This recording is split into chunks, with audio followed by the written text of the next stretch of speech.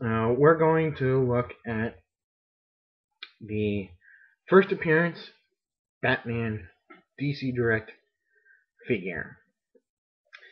Now, of course, this is modeled after his very first appearance in Detective Comics number 27 in 1939. A little bit different. Gonna go right into the figure, and this is a great figure. It's got this wonderful cloth cape that has these wires all throughout here. These are all wires, and you can get some pretty unique flowing cape posability with them. Of course, they are limited by the actual weight of the fabric. There are so many possibilities imposing this cape with all those wires in it. That's what really sells the figure. He's got this great head, ball jointed, pretty much look every which way. You can notice the really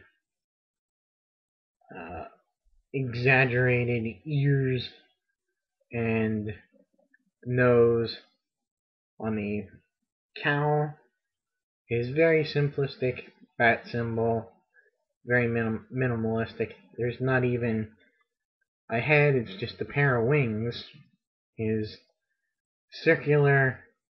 huge circular belt, and most notably his purple gloves. Yes, purple gloves. It's exactly how he first appeared. Articulation-wise, at least in the arms and the legs, there's not much. There's in and out, but the shoulder is very limited. The bicep swivel is nice. You get an elbow joint and a wrist swivel, but that's it. There's no chest or waist articulation. He does have movement at the hips and at the knees, but is best left in a widespread stance.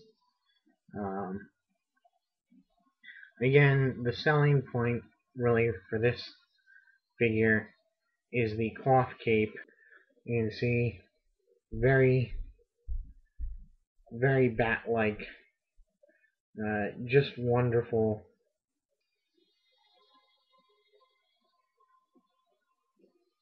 Poses like that.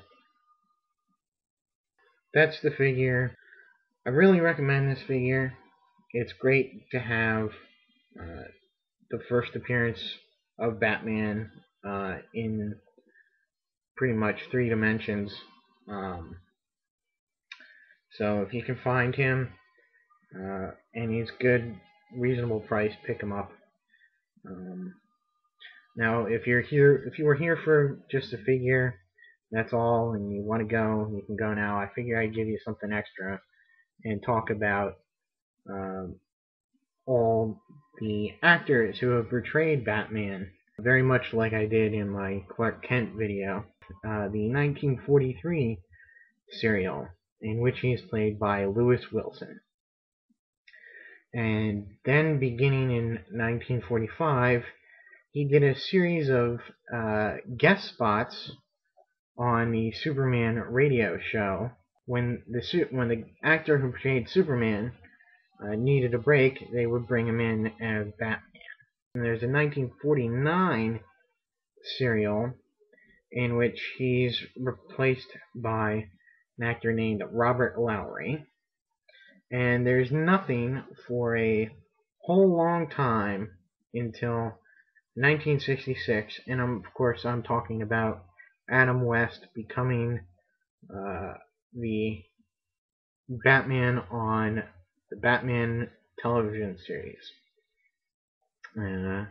Now, 2 years later, in 1968, Olan Soule voiced Batman in the Batman and Superman Hour cartoon series, and he did that from 1968 to 1977 in various different series, including Super Friends, being replaced a couple of times by Adam West, both on Super Friends and then in 1977 when Adam West did The New Adventures of Batman.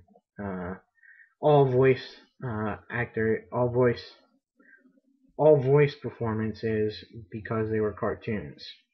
The next live action Batman performance was, of course, Michael Keaton in the 1989 Batman movie. And he reprised his role in 1992 in Batman Returns. And then out of the success of both those movies came the Batman animated series, and that's where we get the guy who I always think of and hear as Batman when I read him in the comics. It's the voice that I hear, and it's probably the voice that most people associate with Batman, and that's Kevin Conroy. He gets a chance to shine on the big screen in 1993 with Batman Mask of the Phantasm, the animated movie. Then in 1995, Val Kilmer steps into the role of Batman. Probably in my favorite Batman movie pre-Batman Begins. Most people like the Keaton version. I like the Kilmer version. It's less of a Tim Burton movie.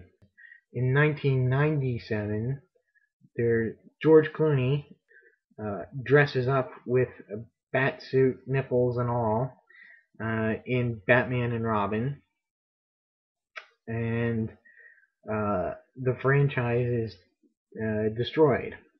Meanwhile, the cartoon version of Batman has been going strong, even getting a retitling of the animated series into the New Adventures of the New Batman Adventures, and a spin-off in the form of Batman Beyond. And Kevin Conroy, of course, does the voice for Bruce Wayne, Batman, in both of those. And he continues on when the Justice League and Justice League Unlimited are produced. And we finally get a new Batman in the series, just simply titled The Batman, and that is Rino Romano.